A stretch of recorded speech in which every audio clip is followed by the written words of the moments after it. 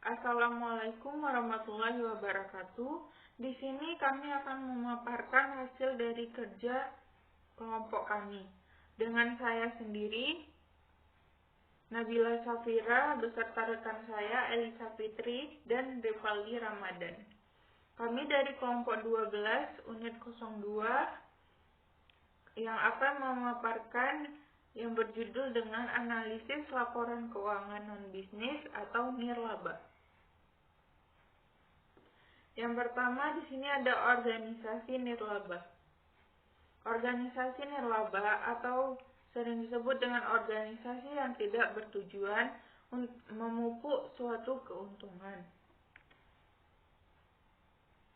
Kemudian dasar pemikiran dari akuntansi organisasi nirlaba sendiri yaitu di Amerika sendiri, Financial Accounting Standard Board telah menyusun standar untuk laporan keuangan yang ditujukan bagi para entitas atau pemegang saham, kreditor, dan pihak lain yang secara aktif terlibat dalam manajemen entitas bersangkutan, namun memiliki suatu kepentingan. Seluruh kegiatannya tidak ditujukan untuk mengumpulkan laba, namun dalam perjalanannya, organisasi nirlaba ternyata secara legal bernasib keuangan yang baik, yakni dapat mengalami surplus karena aliran kas masuk melebihi aliran kas keluar. Selanjutnya ada tujuan laporan keuangan non-bisnis dan nirlaba. Tujuan laporan keuangan non-bisnis ada 7. Antara lain yaitu yang pertama, hendaknya memberikan sebuah informasi. Yang kedua, memberikan informasi untuk menilai pelayanan. Dan yang ketiga, untuk menilai kinerja manajer. Yang keempat, memberikan informasi mengenai sumber daya ekonomi. Yang kelima, memberikan informasi mengenai kinerja dalam satu periode. Dan yang keenam, memberikan informasi mengenai bagaimana membelanjakan kas.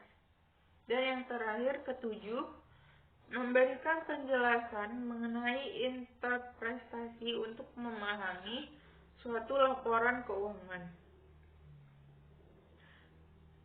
Kemudian akan dilanjutkan oleh rekan saya Elisa Fitri.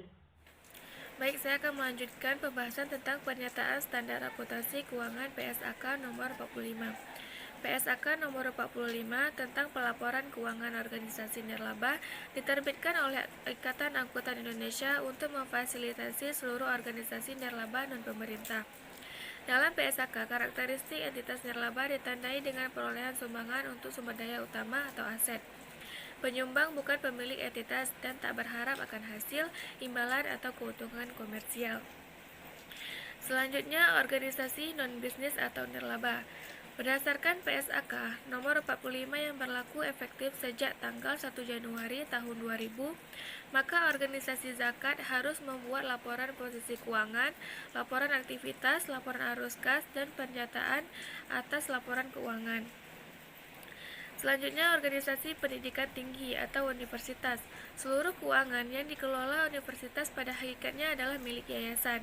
Pengelolaan dana universitas tersebut dilakukan oleh rektor, yang selanjutnya diaudit oleh kantor akuntan publik yang ditunjuk yayasan.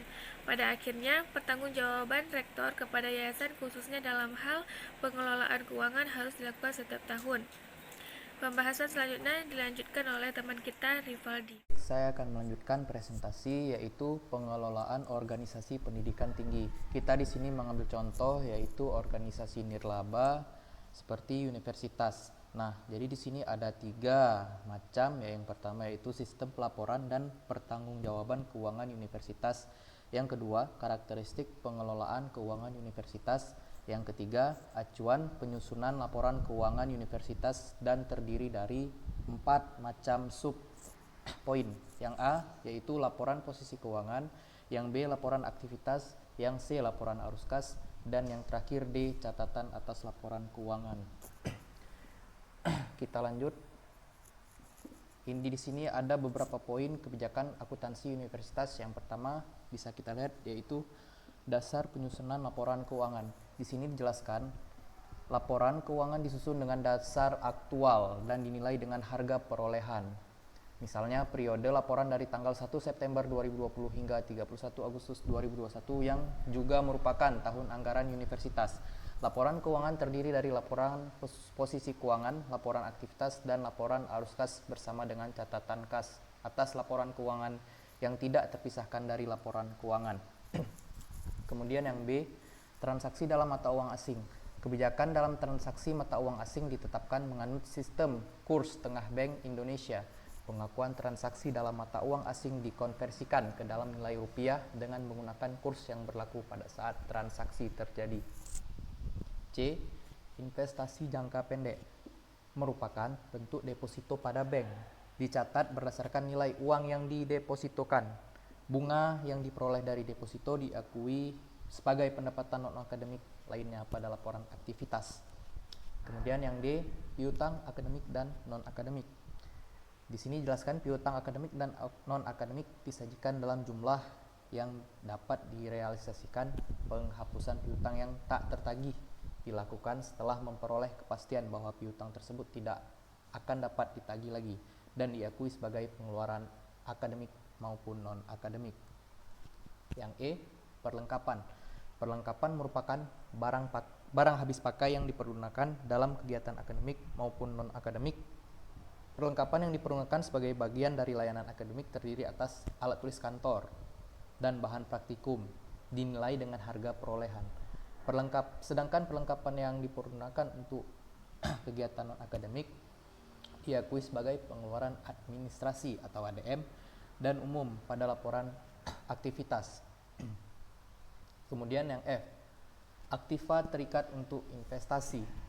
Di sini dijelaskan aktiva terikat untuk investasi adalah alokasi kas untuk akuisisi aktiva. G, aktiva tetap. Aktiva tetap diakui dan dicatat berdasarkan harga perolehan dan disajikan berdasarkan harga perolehan aktiva tersebut dikurangi akumulasi penyusutan pengeluaran setelah perolehan awal aktiva tetap yang memperpanjang masa manfaat ekonomis dalam bentuk peningkatan kapasitas, mutu layanan atau peningkatan standar kerja dikapitalisasi pada aktiva yang bersangkutan. Aktiva juga dapat diperoleh dari dana hibah atau sumbangan dinilai sebesar harga pasar wajar pada saat tanggal transaksi. Kemudian aktiva dalam penyelesaian yaitu merupakan penambahan bangunan beserta taman instalasi yang masih dalam tahap pembangunan. Pembangunan tersebut bisa didanai dari pihak internal sendiri maupun pihak luar atau pihak ketiga melalui uang sumbangan pendidikan yang diperoleh dari mahasiswa baru. Dan yang I yaitu hak kekayaan intelektual atau disebut haki. Haki merupakan perlindungan hukum yang diberikan secara eksklusif oleh pemerintah atas produk-produk yang dihasilkan dan aktivitas penelitian dan pengembangan kelembagaan universitas yang diatasnamakan universitas. Yang J yaitu jaminan kepada pihak ketiga, merupakan surat jaminan yang diberikan kepada Dirjen Dikti untuk pendirian program studi baru dan akan dinetralisir apabila jaminan diterima kembali. Kemudian yang K, jaminan yang diterima. Nah, ini merupakan jaminan yang diterima dari mahasiswa yang mengikuti wisuda dan akan dikembalikan lagi kepada mahasiswa tersebut yang telah memenuhi kewajiban pengembalian toga. Kewajiban dicatat sebesar jaminan yang diterima pada saat tanggal transaksi tersebut dilakukan. Yang I, perpajakan. Kebijakan perpajakan ini yang terkait dengan penghasilan mengacu pada keputusan Dirjen Pajak nomor Kep 87/PJ/1995 pada tanggal 10 Oktober tahun 1995 tentang pengakuan penghasilan dan biaya atas dana pembangunan gedung dalam prasarana pendidikan bagi yayasan atau organisasi yang sejenis yang bergerak di bidang pendidikan. Sedangkan kewajiban yang terkait dengan pemotongan pajak penghasilan PPh pasal 21 atas gaji karyawan tetap dan honorium telah tetap dilakukan sebagaimana yang diatur dalam undang-undang dan dilakukan penyetoran ke kas negara.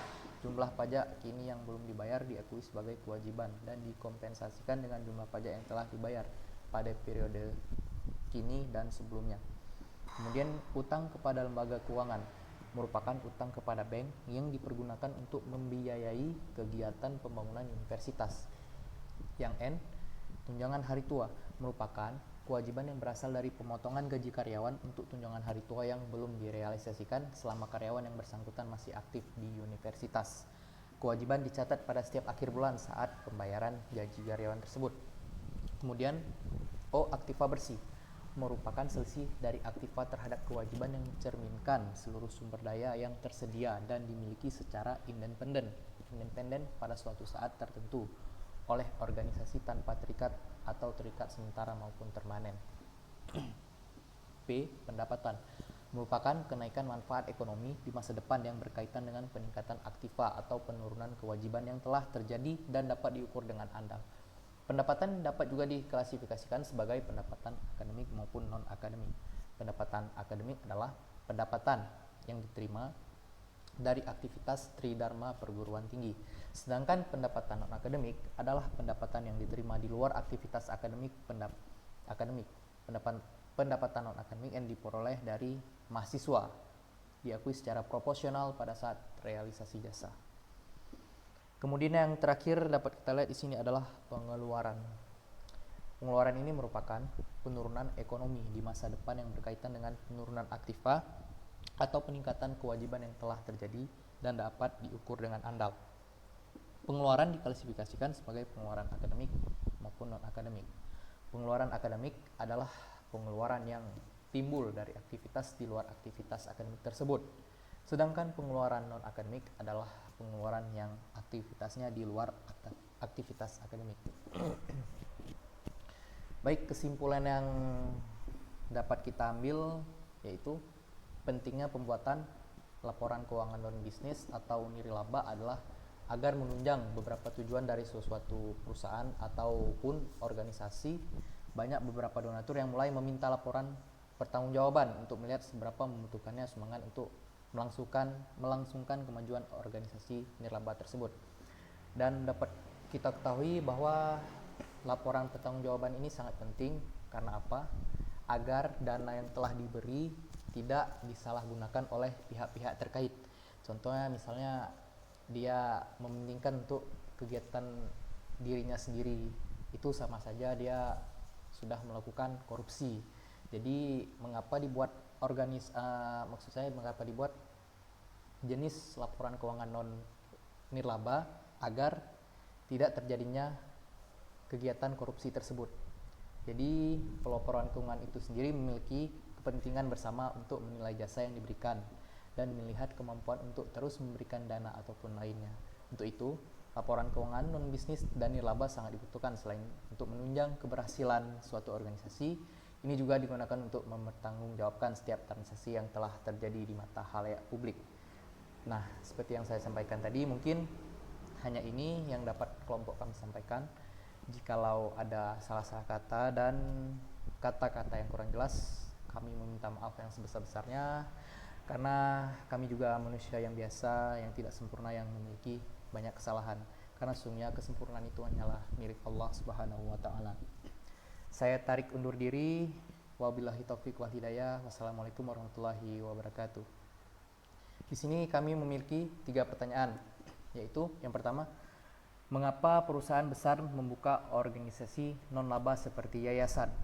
Yang kedua, bagaimana masyarakat dapat mengakses laporan keuangan organisasi non-laba tersebut? Dan yang ketiga, dari mana organisasi non-laba mendapatkan uang atau dana? Terima kasih.